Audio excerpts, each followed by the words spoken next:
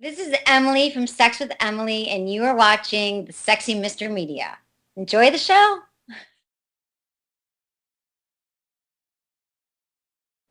Today on Mr. Media, I'll talk to Paul Michael Glaser, author of the new children's novel, Chrystallia and the Source of Light. Stick around. You may know this guy from his earlier career as an actor. Yep, that's right. I'm talking to Starsky from Starsky and Hutch.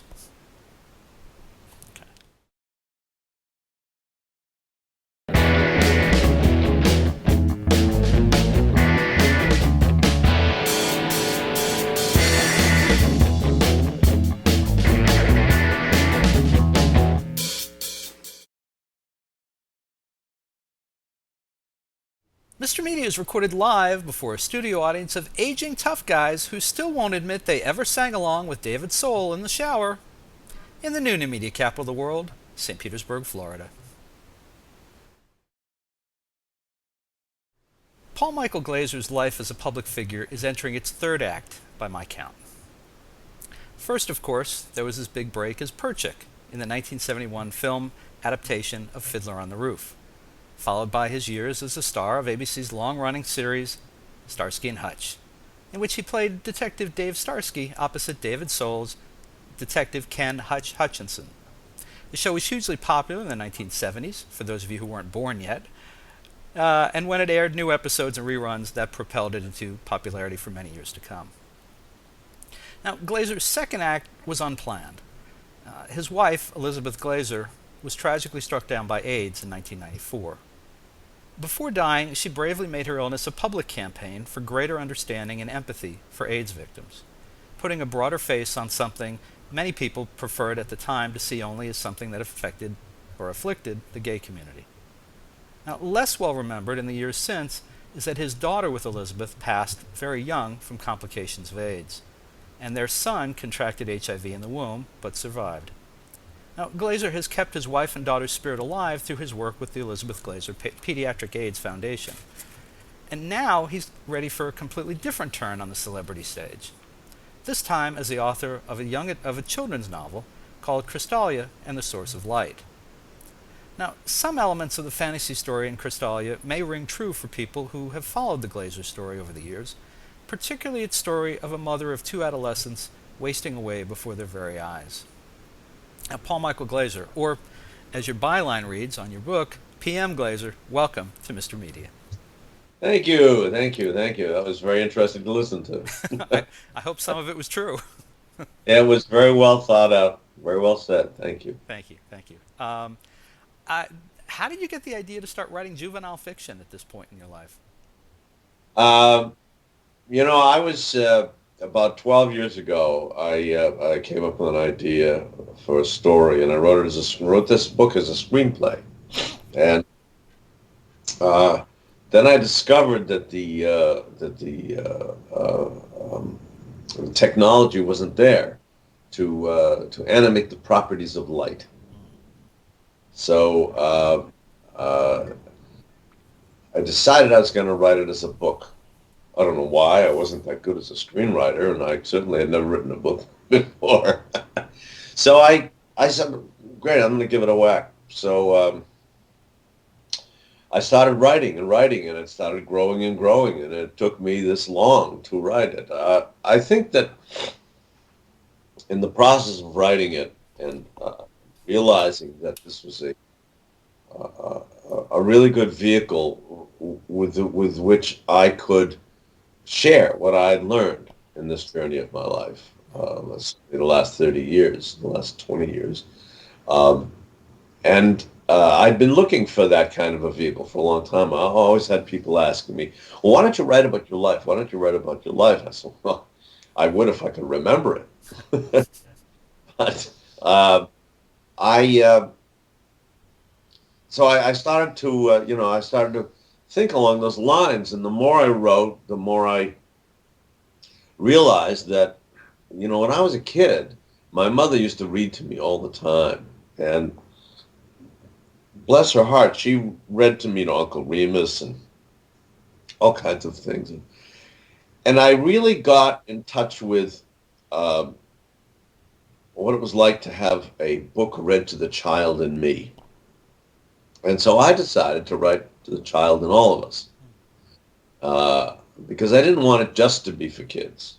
I didn't want to say this is just a children's book, because it isn't. Yeah, and as a matter of fact, there are a number of elements in it that easily appeal to adults. And certainly the core message of the book, which is, what is the purpose of fear in our lives, and the answer that I proposed in the book, that's something that's very, very relevant to the world today. The world's such a scary place. Of course, the irony is that children are much more receptive and much more able to identify the presence of fear in their lives because they spend a fair amount of time in that place. As we get older, we tend to mask it over. We tend to paper it over. We allow our minds to go into denial. We say, I'm not afraid I'm angry, or I'm not afraid I'm depressed, or I'm not afraid I'm sad. But I think, with a little bit of investigation, we can find that there's a fair amount there's a root fear that's going on beneath all of these feelings, because fear is a natural part of the human condition, and we are raised with this philosophy, at least in this country or in the Western society, that there's nothing to fear except fear itself, which is an unfortunate misstatement as far as I'm concerned, because fear, as I've discovered, is not only is a natural state of man, but it is also, interestingly enough, an amazing fuel, amazing motivator. Not the motivator that we think, which is to run, but because of our innate ability to be conscious as human beings, it becomes an incredible tool that we can use, which is what I talk about in the book. So I went ahead and I said, okay, I'm going to write this book with the child in all of us. I'm going to push the vocabulary of the children, and I'm going to keep in mind the issues that we as adults deal with in our day-to-day life, and the presence of fear in our day-to-day life, and our denial or our refusal to acknowledge that it is there. It's for us to acknowledge it's there for our kids, but it's very hard for us to acknowledge it's there for us. So I wrote this book. It's designed very much in the classic tradition of Alice in Wonderland, Wizard of Oz, American entertainment, if you will. The characters are all deliciously interesting and fun and whimsical, if I may say so myself. And so it's a very entertaining piece in a very novel world. And it's an ideal book for the family to take down from the shelf and read aloud to and with each other, especially Christmas, and that it is a Christmas story. It's the first of there are four other titles that will follow it. Oh. It's a franchise. It is a franchise that is very exciting to me because, when you've learned something that I think is very valuable, the ability to be able to get it out there in as many ways as possible is really important. I'm not sitting here proselytizing. I'm not saying that that I'm a guru or what I'm saying is, gee, I've learned something that's really valuable to me. I think it's of value to others, and I would like to share. So I shoot for the whole thing. I shoot for the kids. I shoot for the adults, and we'll see what happens. Now, I know one of the things I've learned or I've heard about children's literature over the years is that the editors of children's literature, they have very specific ideas about the kind of language you use for a certain age group and the number of words you use or the number of pages. It's all very diagrammatic, I guess. Now you published this on your own. I wondered if that came up at all in the process of. Yes, yes, it did. And I worked with this group called the Greenleaf Book Group.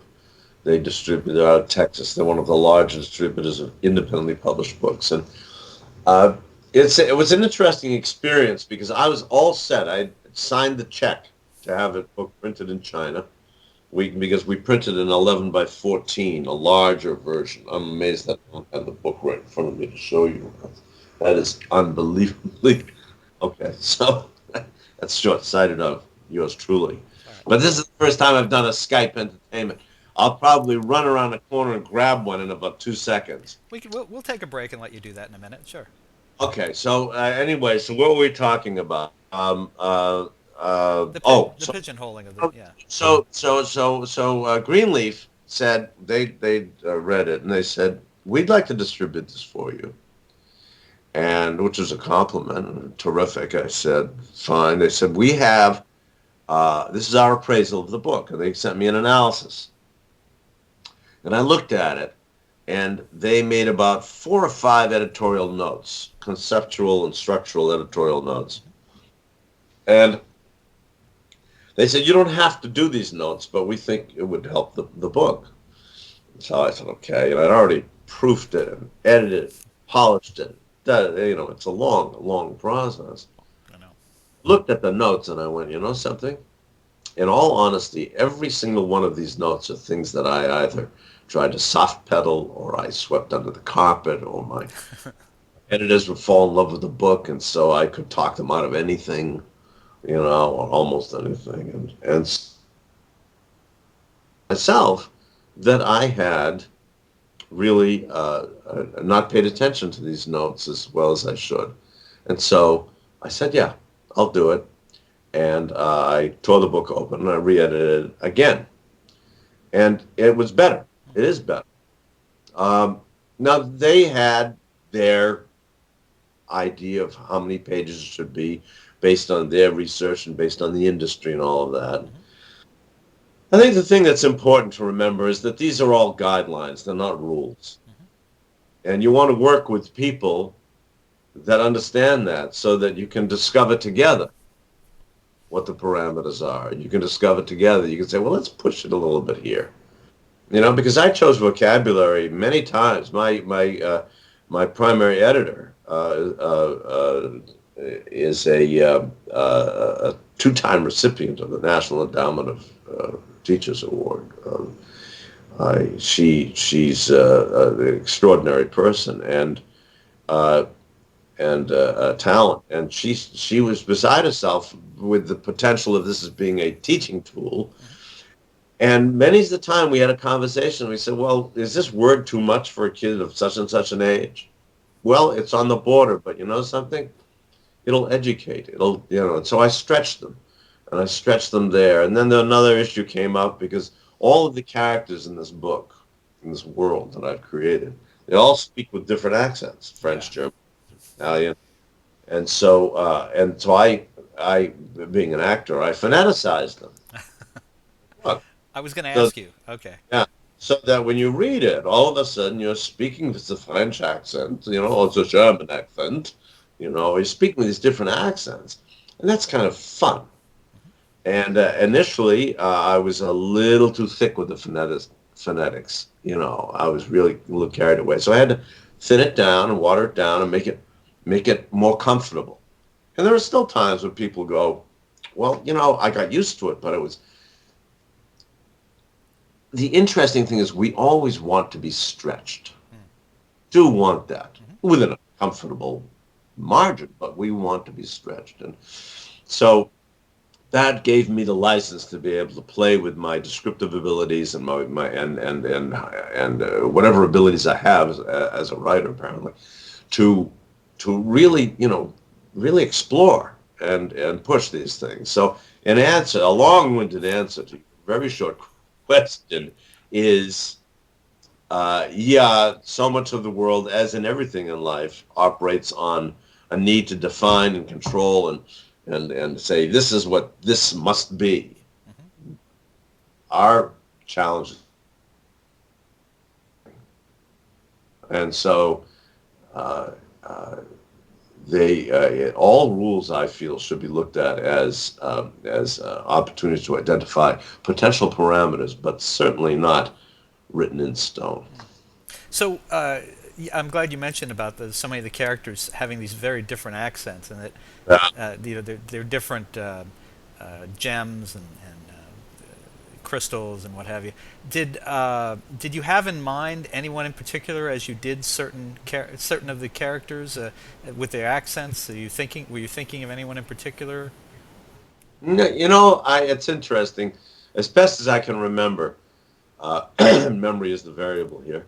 As best as I can remember, I discovered the Audubon Book of Rocks and Minerals. When I was a kid, I loved geology, and I've always, I got a collection of rocks from streams all over the world when I go fishing. I mean, I throw things in my suitcase and bring them home. And so I found this Audubon Book of Rocks and Minerals, and I looked at the back. The photographs are amazing. And the first thing you realize when you look at it, or I realized, was that any color, texture, hue, form, shape that I could possibly imagine in my mind already exists underground. And that the world of crystals and minerals, which 99% of the people relate to as, oh, there's my corner rock shop. I can go in there and get an amethyst, I can get a citrine, I can get a quartz, I can get, a fossil or two like that. They don't realize that there's such an amazing world down there, and it is replete with all of this variety and etc. So I'd look at these rocks and minerals, and I'd say, okay, and I'd go through and I'd say, pyrite. Pyrite is a really good name for a court jester, and it's made of all of those cubes. And if I had all those cubes balancing on each other, and then took the concept of them in motion or balancing on each other and make his eyes and nose and mouth balancing or wandering over and around his face, that's kind of where I went to. And then I looked at him and I thought, well, is there anything else I can do? And I thought, pyrite. My name is Pyrite. My name is Pyrite. I am court jester. Don't laugh at me. He all of a sudden he has a Puerto Rican accent, if that's an approximation of a Puerto Rican accent.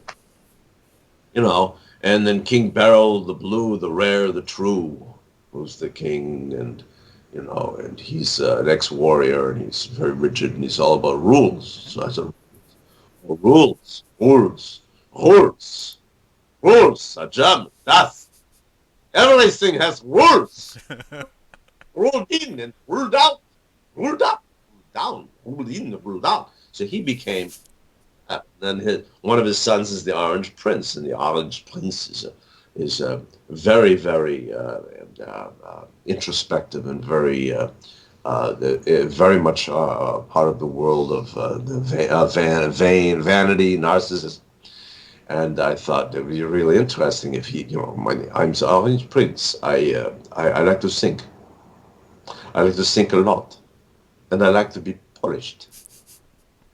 And I gave him a bit of a dandy, and I gave him, a shoe collection and wonderful clothes, and he's very into being. He's trying to be as a prince, but he's the second most rare. The first most rare is his brother, the warrior prince. The warrior prince is a red prince, and I just automatically went to Red Prince, the Red Prince. Russian, Mother Earth. I am the Red Prince, Sapphire Prince. He's so I each one kind of evolves. I even had one with a British accent, but the character was we got rid of the character. We felt like there were too many characters, and it got a little confusing. I don't know. I think a lot of it was I drew enormously on my own theatrical, literary life's background. Okay, So while in Alice in Wonderland, The Wizard of Oz, one of the things that really struck me, and always struck me, was the degree of whimsy Hmm. that allowed the author to explore so many things said, so many intentions, so many ideas put forth, and couched in humor, couched in idiosyncrasy. So I thought that's really a good chance. I'm going to have fun doing that. And so I just let my imagination go, and the basalt, the guards down there, the basalt guards, and Princess Amethyst has his own personal guard. And when everyone starts to ask him what his name is, his name's Baz, Hmm. Salt Baz. And I thought I'd really put some a cherry on the top, and I decided to make him Toshiro Mifune, Japanese. Oh So yeah. my name is Baz. How are you? What are you? You know, and that's how all of these things evolved. Um, and what about in terms of the story? I kind of said in the introduction that there's a sense that a lot of this comes truly from the heart in terms of these kids. They go on this mysterious, fantastical adventure. But basically, I mean, it takes them out of their dire lives. Their mom's terminally ill. The bank is foreclosing on their home. Mhm. Am I overstating it to say that at least a sense of that? I don't know about the foreclosing on the home, but some of the other parts feels like what I know of of your own story, that there's some elements there that seem kind of familiar. Very much so. Very, very much so. As a matter of fact, I often say when people say to me, I should write my life, I say, look at, I'm writing metaphorically what I've learned about my life and about life and death. And I think that the common theme uh, between my life and the book is what these kids are experiencing and what I experience, which is noise. Uh, Sounded like someone was tracting a tape measure. it was actually my daughter is helping. The dog started acting up, so she Oh, stepped in to help out. Yeah, that wow. that digital Okay. sound, boy, it picks up Yeah. everything. Amazing. She's a room Uh, away. what it has in common with my life and or the parallel between the book is that these kids are dealing with helplessness. Uh, helplessness, I believe. It's just my thought. I believe that helplessness is the key fear. It's the only fear. I think all the others are cousins, poor cousins and relatives. But helplessness in the face of our mortality is our human condition. And if you would imagine that as a button, so whether you are mortally in danger or whether you're in a traffic jam and late for an appointment, you're still helpless. You're experiencing it. So you may not be pushing the button as hard, but it is being pushed. Now, what you do with it is something else. Uh, Usually, if you blame it on somebody else, or you get angry in that instance, the traffic jam. And that's where you would find someone saying, "Oh, I'm not helpless. I'm not even afraid. I'm angry. I'm angry." Because the mind does not want to acknowledge helplessness, because if you acknowledge helplessness, you're going to fall down this black hole and it's all going to be over for the rest of your life. You're going to just be helpless, helpless, helpless, Hmm. which is not true. But that is the illusion that the mind presents, because the mind has no way to cope with helplessness. It has no answer except to blame it on somebody, either blame it on yourself or blame it on other people or circumstances, situations. That's the only way the mind can deal with that issue. So I put the kids in a place of helplessness. And the mother's voice speaks to that helplessness, because as an adult, she has gone to a point of she's gone through all those wonderful stages that they're not wonderful, but they are real, that Elizabeth Kubler-Ross points Right. out. And she's gotten to acceptance. Hmm. She's gone through the denial. She's gone through the anger. She's gotten to acceptance. And in that place of acceptance, she's able to speak to the kids indirectly, speak to their fear. Hmm. Sometimes she tries directly. And the girl often, she says at one point, Maggie says, your mom would always talk to us. She'd always tell us stories of kings and queens and everything. And she'd talk to Jesse as if he was an adult, which as far as she's concerned was a waste. Adult. And she's trying to get them to understand, at least have an inkling of how to deal with this helplessness. And then, of course, they go down into that world, and Princess Amethyst becomes the mother's voice.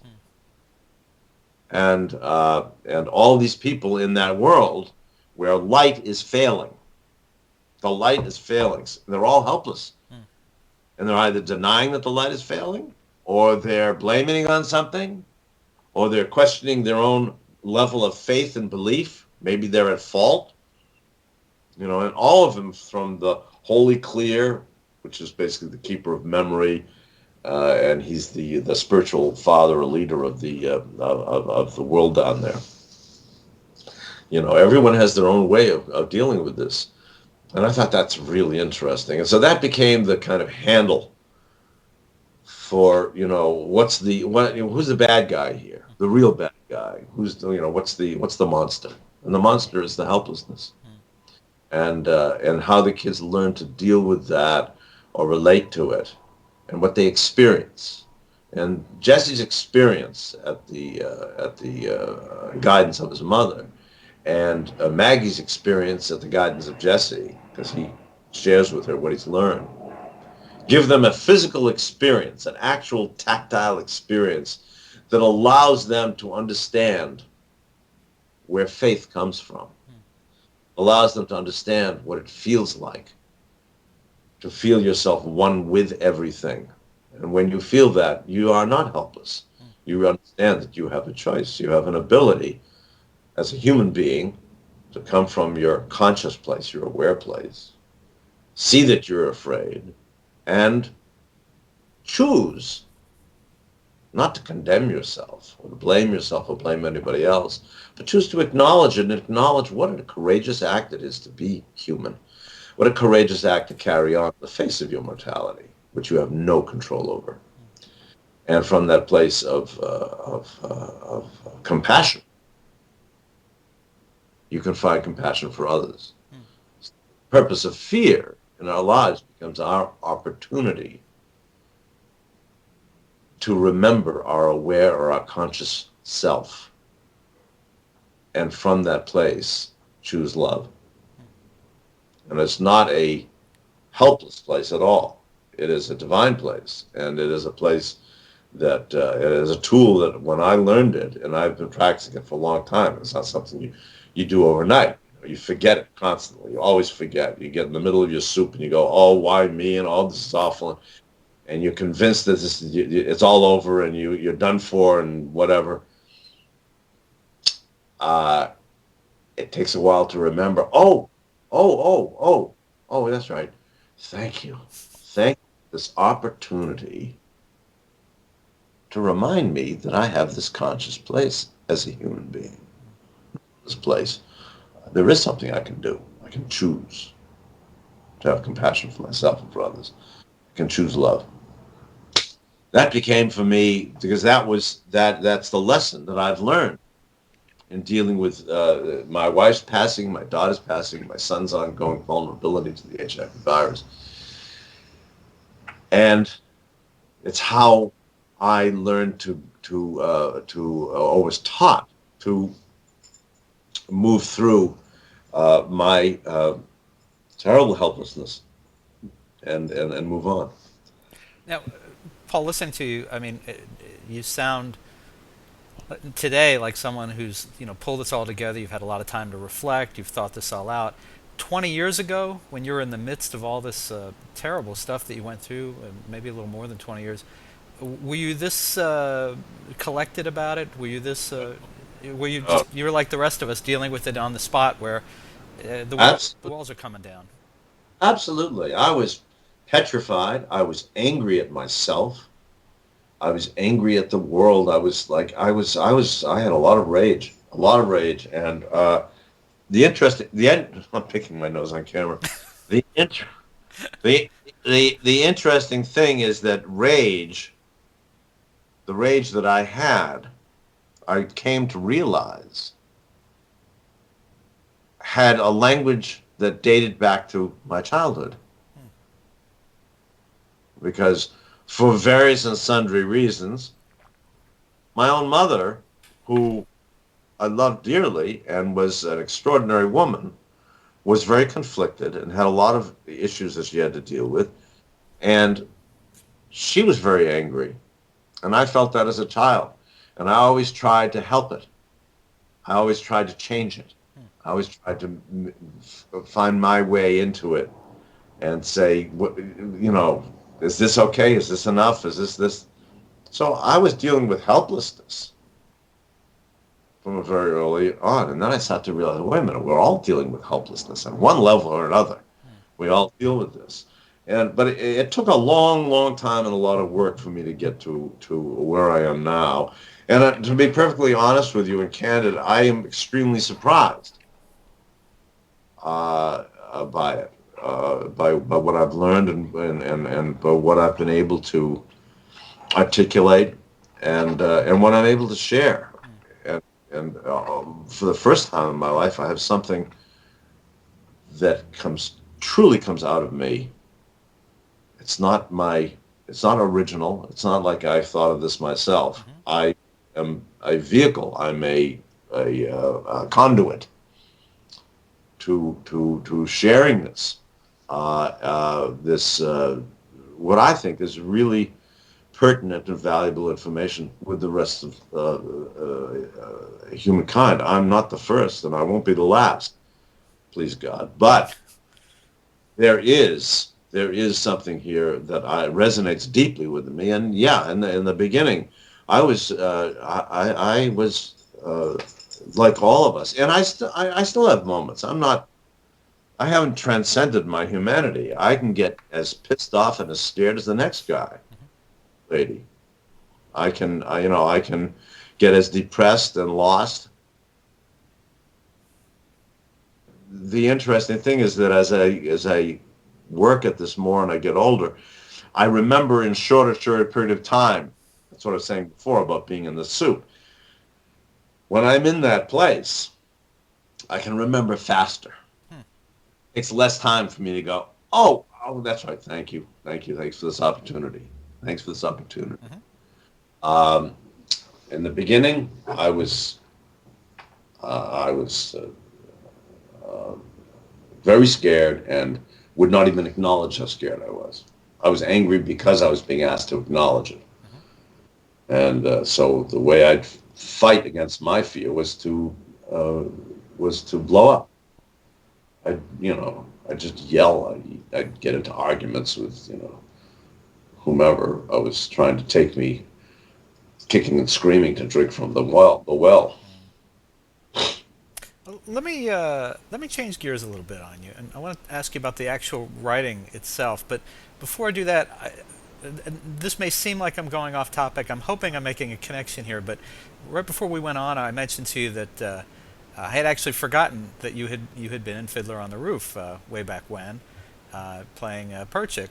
What was it that Perchik was planning to be when he went out in the world and grew up? He wanted to be a teacher. I think he wanted to be a teacher. Teacher. I was thinking a teacher or a writer. In some ways, I mean, you've kind of. I hate to connect you to a single role. Probably not the role you think of, but I mean, I'm looking at you and I'm listening to you describe this, and I remember Perchik as being the young man who had all the dreams and the things he wanted to do, and I feel like in some ways I'm getting a little bit of Perchik a little older. I don't think that's unusual or unfair. I think it's very accurate. I think the thing that about Perchik that was so interesting to me was that he was an idealist. He believed these things to be true, these things to be self-evident, these things being whatever he understood about life and like that. And he knew it.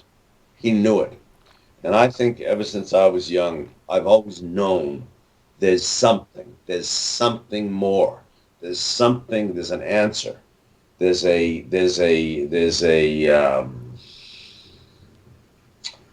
there's something more. There's got to be something more. And I took a long torturous route to get there. But when I went through this whole thing with my wife and daughter and all of that business, and when I learned what I learned, I went, oh, that's it. That's it.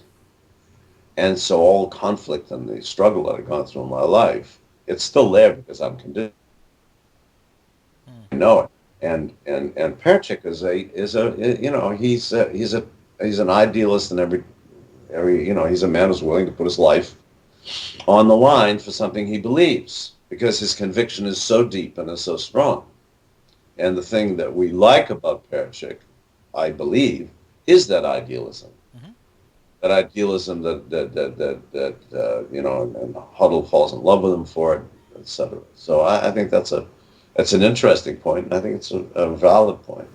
Well, of course, he and not to go into a whole fiddler thing, but he and Thalia are the ones who stand out in the play because they believe differently than everyone around them, and so what they say and what they think stands out. I think that's interesting. Yes, they kind of push and, each other. And Thalia sees that in Perchik. Right, and he admires that, and so he decides to, over his wife's objections, he decides to support this union. I make my living as a writer, and there was something I heard when I was very young that I always come back to when I'm struggling with it, and it said, someone said, they said it is easier to have written than to write. And now you've been through a book. Is it, and you're planning to do several more in the series, but is it easier now than it was when you started out to even think about going back to the well? Well, that's interesting you should ask that. I just finished writing a letter to somebody, or an email in these days, right? We don't write letters anymore, we write email. And I was saying how, I wrote, in the middle of writing Chrystallia and the Source of Light, but in the middle of that, I finished a draft or something, and I ended up writing another book, which I'm illustrating myself right now. Really? Which is in the same vein of being a book that can attract children and adults, but it's totally different, and it's more whimsical and humorous. Although when I was writing it, I had no idea it was going to become as moving and emotionally moving as it became. When I finished doing my last proof on Chrystallia, now I'm kind of wearing a businessman's hat, right? I'm left brain a lot of the times now, whereas I never was left brain. I was a right-brained, creative person. I found it very difficult to sit myself down and work on my third novel, which I'm halfway through. And from my experience in life, my first reaction was, oh my God, I don't want to write anymore. I want to go find something else to do. Mm-hmm. I express myself as a writer. However, I would never say that my acting days are over. I would never say that my directing days are over. So I relate to it as being a fallow period, a period where I'm going through, and my ability to communicate and my ability to explore and analyze or to express, tell a story, will always be there. I just have no control. I have no control over what my output is going to be. I can only keep myself as present as I can and express myself. And how it ends up, it ends up. I mean, that's how I eventually related to my acting career and my directing career, which is you don't know what's going to cross your path. And what is going to pique your interest, what's going to challenge you. It's always important to try to find the parallel between your own life and the creative exercise you're involved in. As an actor, a painter, a writer, whatever. I mean, it's incredibly valuable. So you know that yourself. Oh, look at me. I'm exploring this in myself. Now you have a reason to be doing it. It's not just, I want to write because I want to write. It's not a vague thing. It's you always try to find, I believe it's important to always try to find what it is. Why am I here? Why am I doing this? What am I looking for? And let your protagonist be looking for that and explore it with them. And so, the point you make about Fiddler is a valuable point.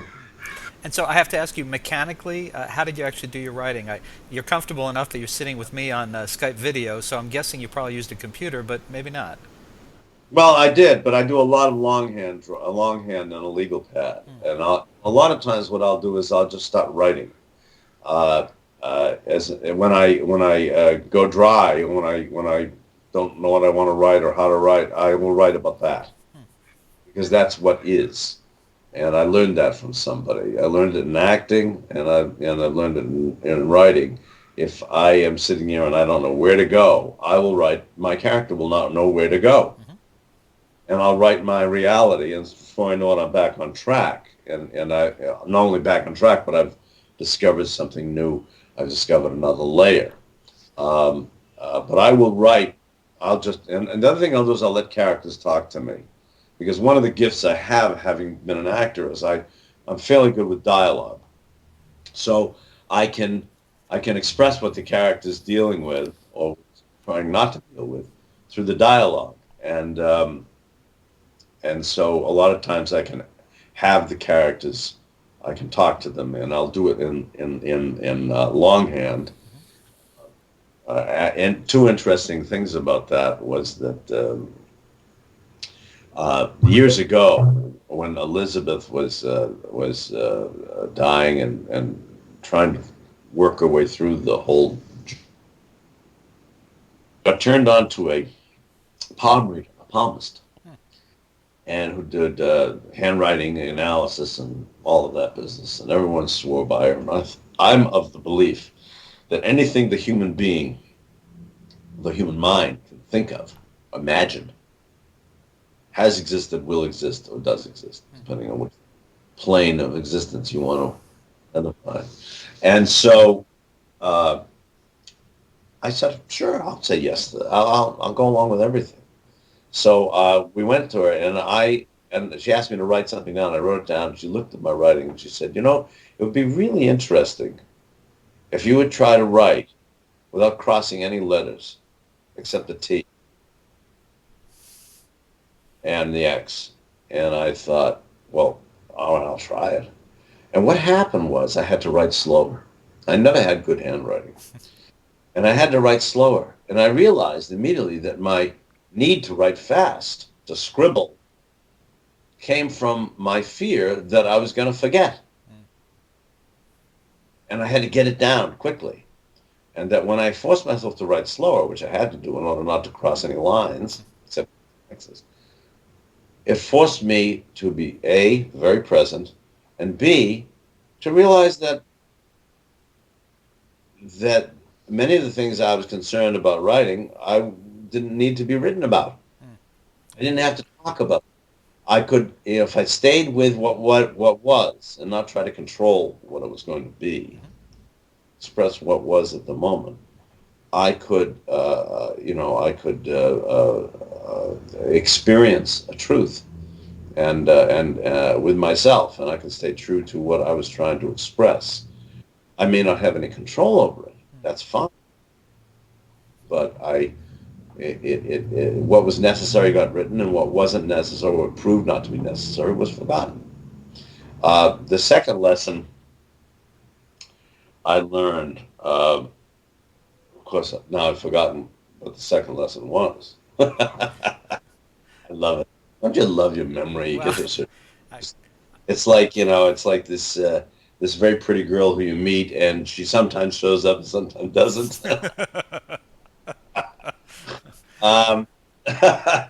Anyways, it'll come to me.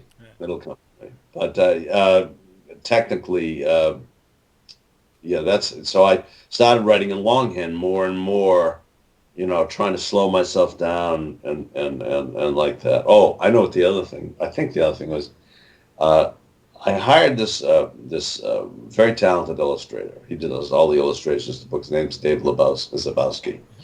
And Dave, he was trying to draw up the characters, and so I said, "Well, look, I'm going to just sit on the couch over here. I couldn't see what he was drawing, and you interview me as the character." So he started asking me questions, as if he was like Letterman or somebody, and asking me questions about and he's addressing the character in me.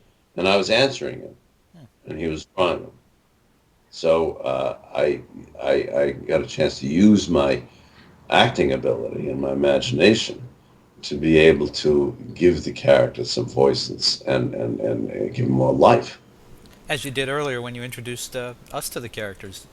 Ah, yes. Well, there you are. Yeah. So, I want to change gears slightly, and I was hesitant. I wasn't sure whether to ask you about this or not, but you seemed comfortable with the subject. Um, Over the years, you've spoken out about Elizabeth and the AIDS, the Pediatric AIDS Foundation a lot, and for the public face, you've had to talk about her at the end of her life a lot, and dealing with the illness. But I wondered, I mean, when you think about her now, and obviously time has gone by, do you think about her and remember her at that point in life, or earlier? Before things changed so much. Which Elizabeth do you remember the most? Oh, well, I don't know about the most. I would probably say the earlier in our relationship. I remember most. I mean, my memories of her decline and my memories of her last times is very much there. I see it and I know it. And I never thought before which I remember most. It depends on the point I'm trying to make. I don't know. You know, she was an extraordinary human being. She was not a saint. She's been sainted because we as people need to make others into saints and gods. It's just the human condition again, speaking out. She was very brave. She was very driven and very talented in some things, especially I used to kid her all the time. She was the camp counselor. She'd organize everything. She was a great organizer. And she was a very bright woman, and she was very caring. She was a very good mother. And so,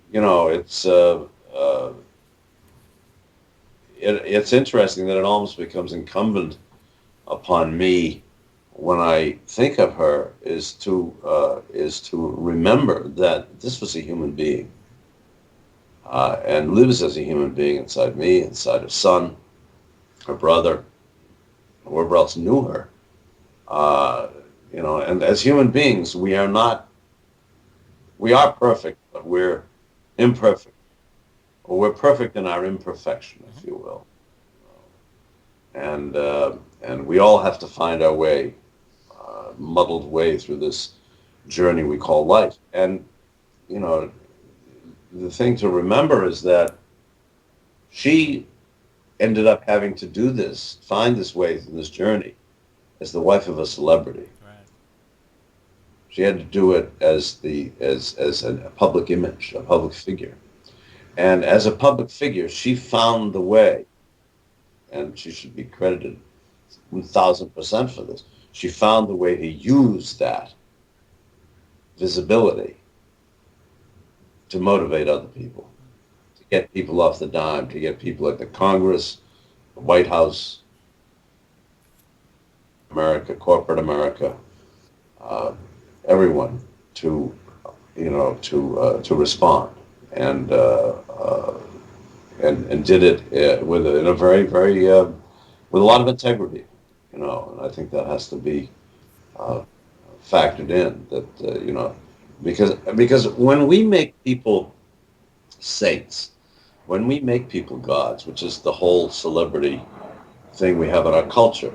I often used to say, until I got tired of trying to explain it to people, people say, what's it like being a celebrity? I said, well, people create their gods in order to eat them.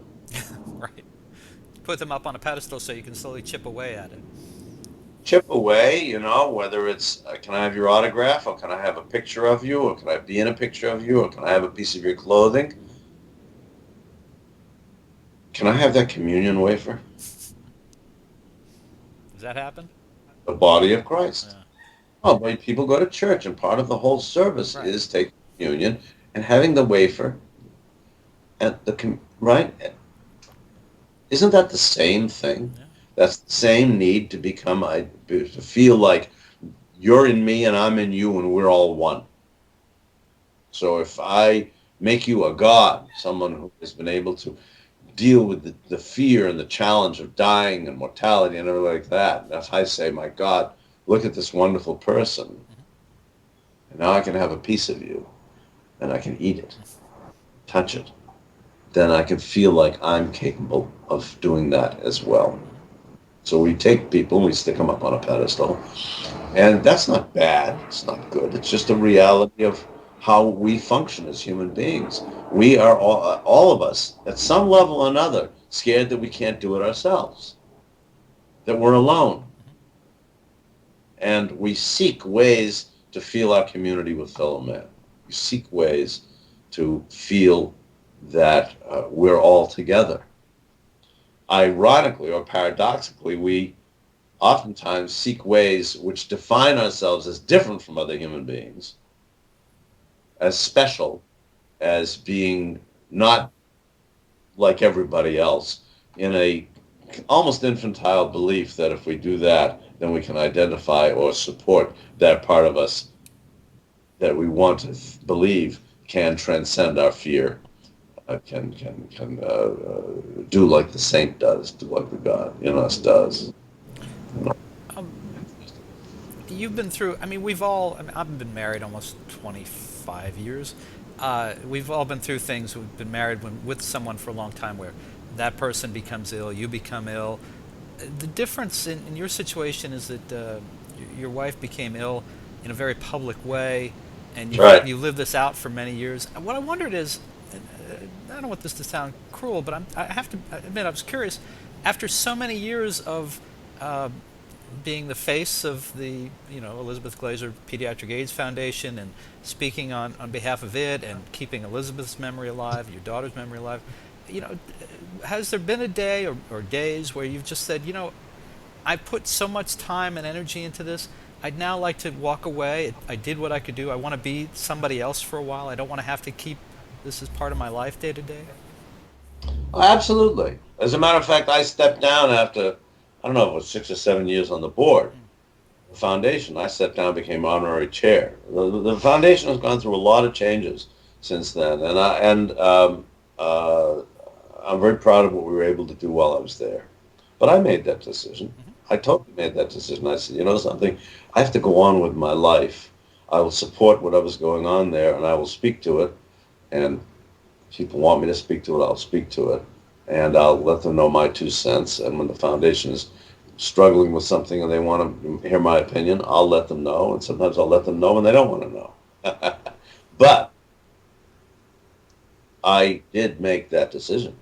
I definitely made that decision because, we are not any one thing in our lives. We are not any one thing. We are a mixture of so many things, and our life takes takes a journey on so many different paths.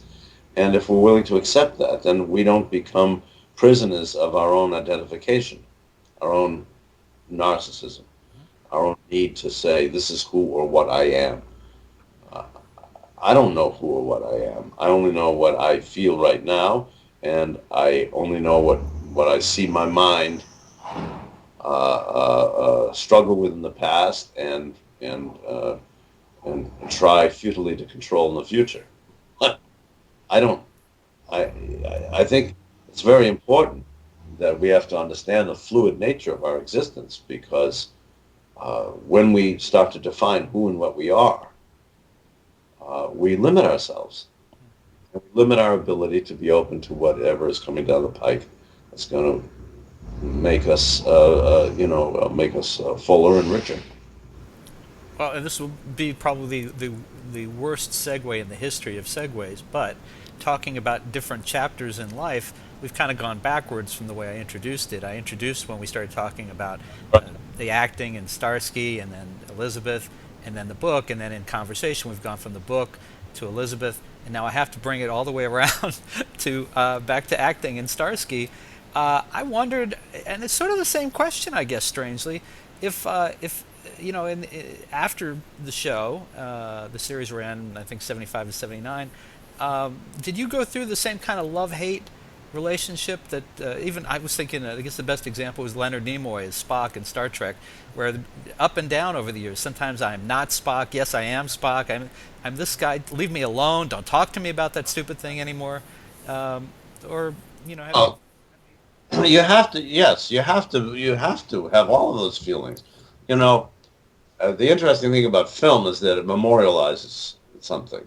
It sticks it on. It's frozen. And the good news is that if you're doing something that has a timelessness about it, or let's not say timelessness, let's say a truth about it, if you're able to affect any degree of truth in your presence in front of the camera. And I was blessed to do that to some extent because that's the extent to which the piece has moved on. And David, my partner, was able to do it also. That's the extent to which people respond to it. They feel it, they see it, they think they know it, they understand it, they believe it, and they are attracted to it. So, while film will memorialize and make you a thing, a static thing, and something that appears to be quantifiable and qualifiable and everything, it is also memorializing something that you've captured or you've expressed through your craft and through your personality. And I think it's important to be able to recognize that. I didn't recognize it for a long time. And then, now I look back on it and I say, I know that much of what I wanted so to do was done. I was able to communicate. Not in the way, to the degree that I thought I wanted or needed to. We always fought with the producers. We always fought to make the show a better show, and there was plenty of contention and plenty of struggle, and yet it's there. It's there, and I think that it's only natural. That it's interesting that while our mind would have stasis be the rule. Don't change anything. I want everything just the way it is, right? Because change is is probably the only universal.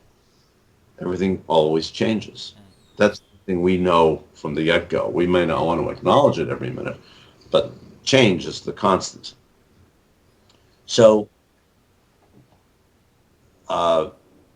it's important to be able to honor that and honor the ability honor that fluidity, and I think probably one of the things that's interesting about film or tape or whatever, any kind of recording device, is that it while it does memorialize, it's also memorializing in a fluid form. It is in motion.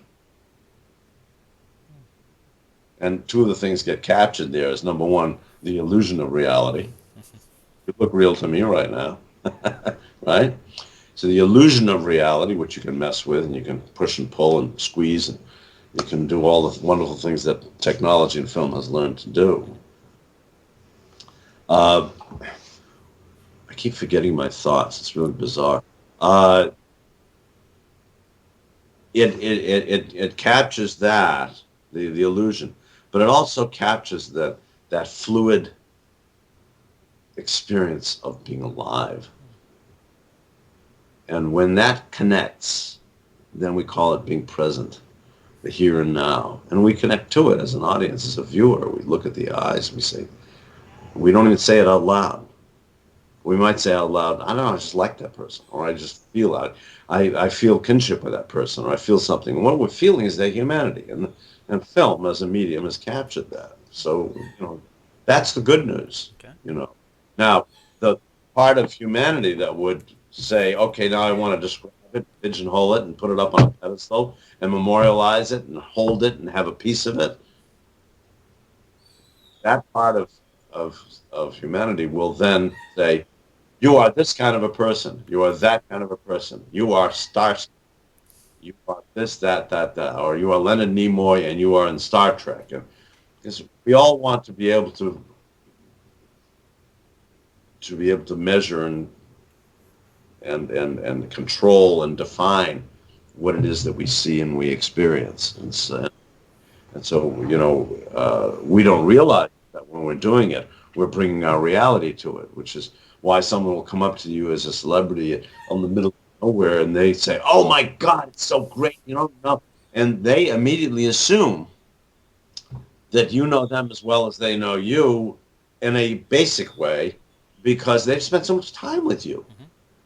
Oh, in spending the time with you, what they're doing is they've been bringing their reality to what is their version of what you are. So as a performer, when you know that stasis is death and doing the same thing over and over as death, as an artist, and you want to stay fluid and you want to allow change to happen, allow these things to happen, anybody's need to define, say, "Oh, what was it like? And tell me, and you are this, you are, Spock, you are." It gets kind of exhausting because we don't want to be that. We want to be, I played, and there are parts of Starsky in me because I played the character, Mm-hmm. but there's things I want to do. All right. Well, so you stepped out for a second, and you've got a copy of the exclusive, the expanded edition of the book. How do we describe this? Luxury. I'm going to give you two. I'm going to show you the what we call the manuscript edition. Okay. Okay, and this is the cover of the manuscript edition. Oh, wow. All right. That's special. And this is the cover and what it looks like.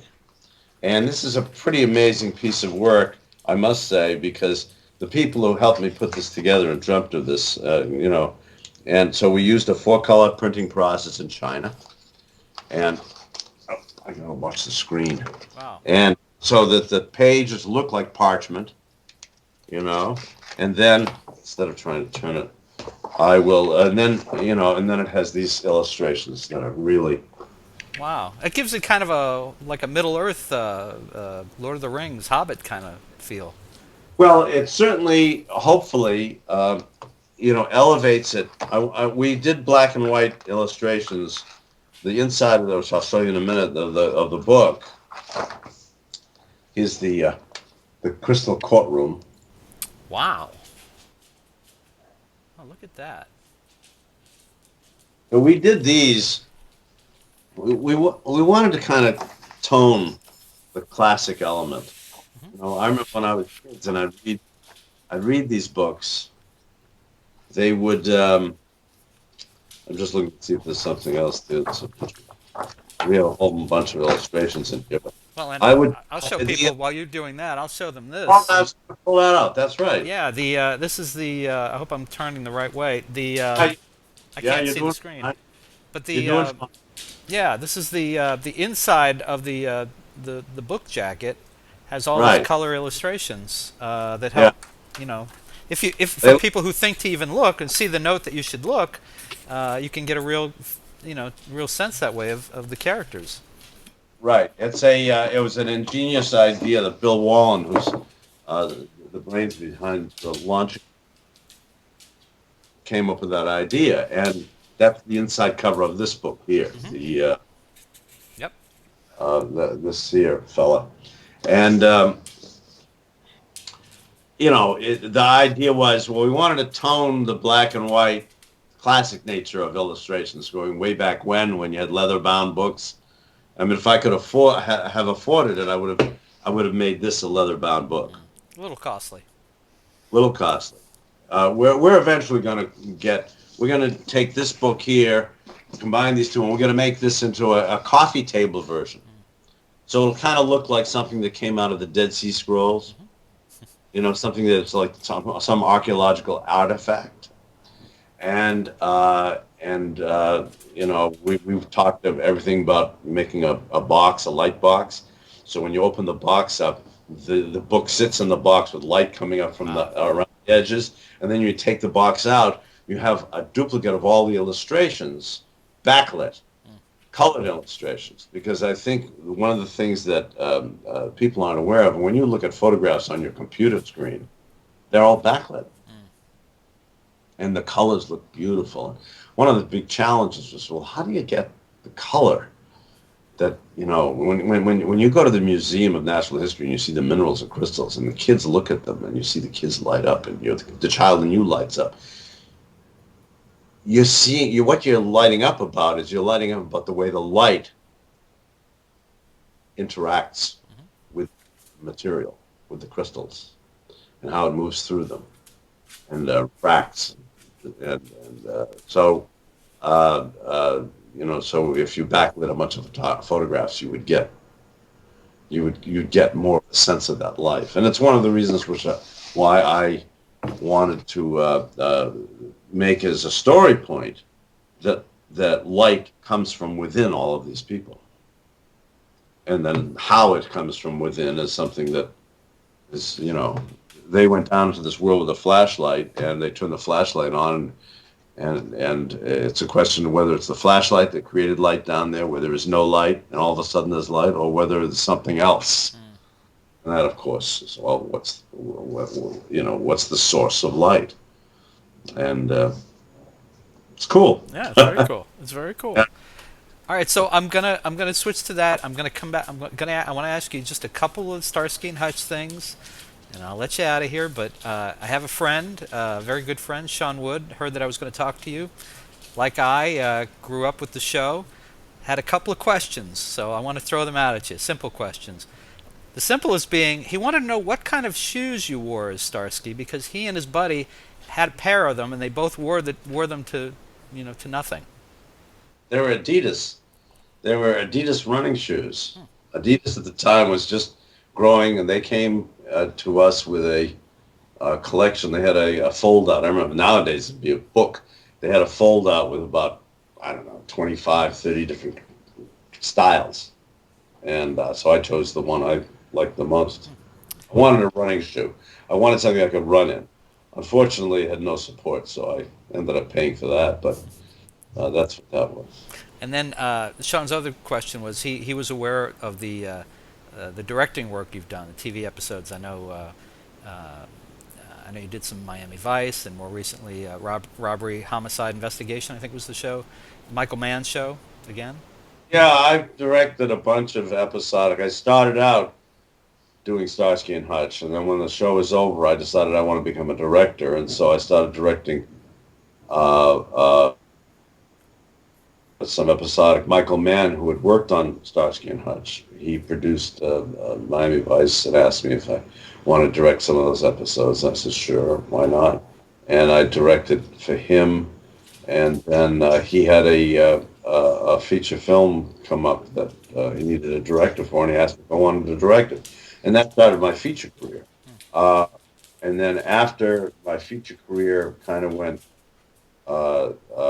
south, I said, okay, I was going to write. I'd taken it south myself. I actually took a project that was that a studio wanted to do of mine, and I said, I'm going to write it myself. And then I didn't realize that I wasn't that good a screenwriter yet.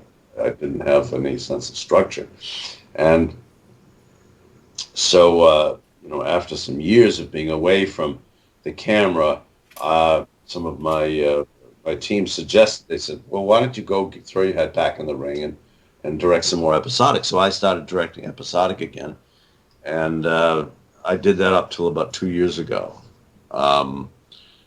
Nothing was quite as, although I must say I directed a couple of third watches, which I felt were the closest to my experience with Miami Vice as possible. And Michael Mann, bless his heart, instilled an atmosphere, created an atmosphere, because it was the first series being filmed away from Hollywood and in Florida, which had never had a series, Miami.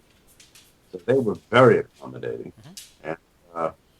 And we were able to do just about anything we wanted to do. So it wasn't a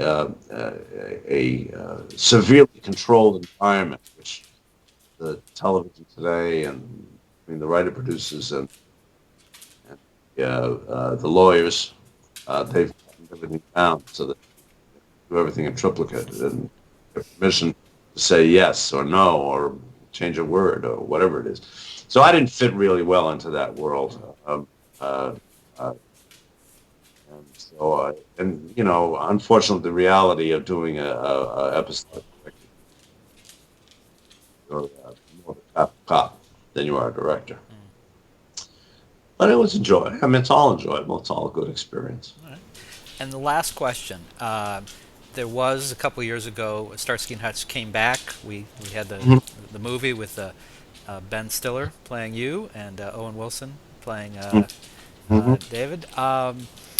That's was your first reaction? Were you excited? Were you thinking victory lap for the characters? It's going to live on, or did you think, let's get past this? Well, my first reaction, before they've been trying to do a movie of Starsky and Hutch for a long time, and their option was running out, and I came up with an idea for doing it as a feature with David and I, and for a lot less money than they were going to spend on it, and I got Bill Blinn interested. He's the creator. But when the time for his option to expire came up, Warner Brothers, because Ben Stiller had a passion to do this, Warner Brothers bought the rights outright. They stopped renewing; they just bought it outright. And then, Ben was nice enough to, say, he wanted to have lunch with me, and we talked. And I think that, I know his heart was in the right place, and I know, Owen. They're both terrific people, and Ben's a really good mind. He really captured an awful lot about the way I moved and talked and everything like that. But at the end of the day, the movie that they wanted to do, or that I know Ben wanted to do, which paid a little more, he wanted to try to capture the chemistry, the emotional relationship between the two characters. And that kind of gave way to the director's desire to do a little contemporary spoof. Right. And that's what he did. At the end of the day, I basically related to the whole experience as being a compliment. I mean, I was part of something that became iconic, and this was a tip of the hat to that experience. And so, I appreciate that it was done, and I would have done it differently, but I probably wouldn't have been able to do it like they did it, and they were unable to do it the way I did it. Right. A little less, I suspect, a little less spoof and a little more focus on the action, and we'd probably have a series of those now. But well, yeah, but I think the thing that created the longevity in Starsky and Hutch was the chemistry between David and I. right, but it wasn't necessarily making fun of yourselves. It was that you had that chemistry, and you had the chemistry and you had all the levels. I mean, you got to look at. I played everything from whimsy and silliness to tragedy, right. And David did too. Mm-hmm. So that kind of dimension and that kind of sense of vulnerability and play and all of that was I think to a great extent what was responsible for the success of the series. And the movie was fun for what it was. It just wasn't. Absolutely. I saw it in London, actually. I went to the premiere over there. And I laughed. Yeah. Enjoyed it. I enjoyed it. What's not to enjoy? It's both very charming, talented people. Right. Absolutely. And so it was, as I say, it was a compliment. Yeah, and you never know. Someone may later come back and take another crack at it with another approach. It was also incredibly, a part of its time. You can't read the 70s. I mean, you can, and if you're really courageous, you can go back there and try to capture the what's the word I want? Another vulnerability, the gullibility of the times. We were still a nation that was going, well, we did win the Second World War, and Korea was a problem, but in Vietnam we're trying to get out of, but our president doesn't lie to us, and we were still struggling with our idealism, and we were still babes in the woods as a society, and so a relationship like this was able to thrive in the face of conformity and bureaucracy and all of that. Well, this was a lot of fun. I want to tell everybody that you can find Paul Michael Glaser's first novel, Chrystallia, and The Source of Light in great bookstores everywhere, or you can order it right now at a great price at mrmedia.com, mrmedia.com. You've also got a website for the book, I understand? We have a website. It's called Chrystallia, Chrystallia, Chrystallia.com. And it's also available on Amazon. So. Now, are you have you become a creature of any of the social media? Do you talk on Twitter or Facebook, anything like that? Interact with fans? I got the Facebook and Twitter thing going. I'm not great at that, you know. I had a blog for a while before Facebook, and I enjoyed being able to share with people what I was thinking about, blah, blah, blah. And that's not something you can do daily or even weekly. You can't. I mean, you know, how many times do you sit down and say, oh, I have something I want to share with you? I mean, you'd like to be able to share it all, but so it takes a while for it to come out. So I do the Facebook thing occasionally. And then, of course, I've been doing, right now I'm doing kind of a low-end publicity thing. We're rolling this thing out slowly, partially because we wanted to, really let it grow. Let the thing grow. People seem to really love it, and the reactions have been very favorable and very positive, and so we're kind of aiming at next Christmas, and and like that, and it's I'm thrilled. I'm very proud of it. I'm very thrilled, and I'm really encouraged by how positive people react. Well, Paul Michael Glaser, thank you so much for joining us, Mr. Media, today. Thank you for having me. I appreciate it. I enjoyed it a lot. Thank you. Thank you.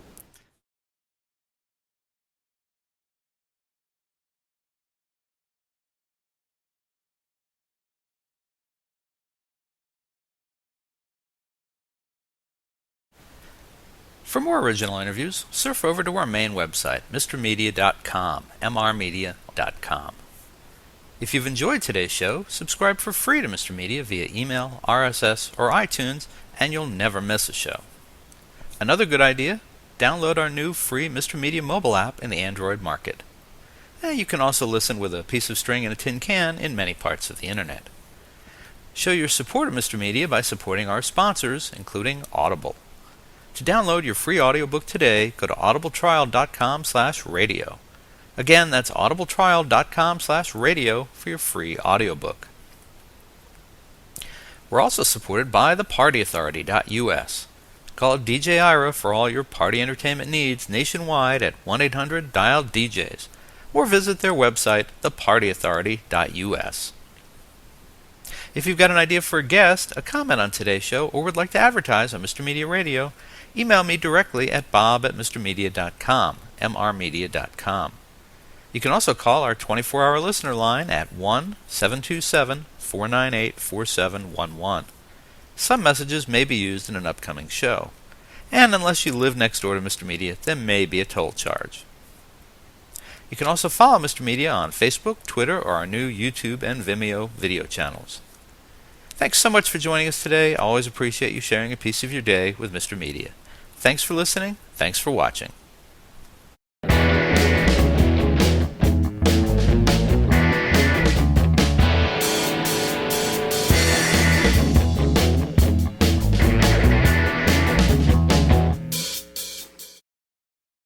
Hi, this is Guy Kawasaki. You're listening to Mr. Media, you poor slob. Hey everybody, this is Bob Andelman from Mr. Media. First of all, I want to thank you for years of support listening to this show. We're starting our 6th year, it's hard to believe, our 6th year as 2012 starts, and heading towards our 1,000th online podcast, audio and video. It's pretty amazing, frankly. I remember starting it several years ago thinking, this will never last. And podcasts, that's as stupid a word as blogging. But here we are, starting our 6th year and heading up to 1,000 interviews. And I want to thank everybody for listening and supporting the show. I also want to tell you that, one of the things that's been very helpful for this show is Stitcher Radio. Yes, this is sort of a commercial. Now, there are millions of smartphone apps in the world, but I only use one several times a day, Stitcher Radio.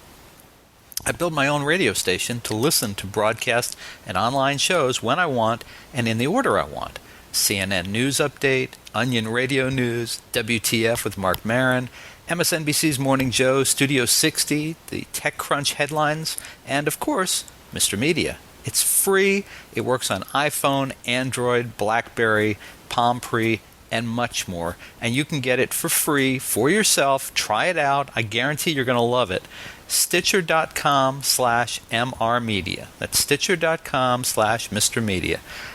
You're going to love it. And thanks again for supporting the show.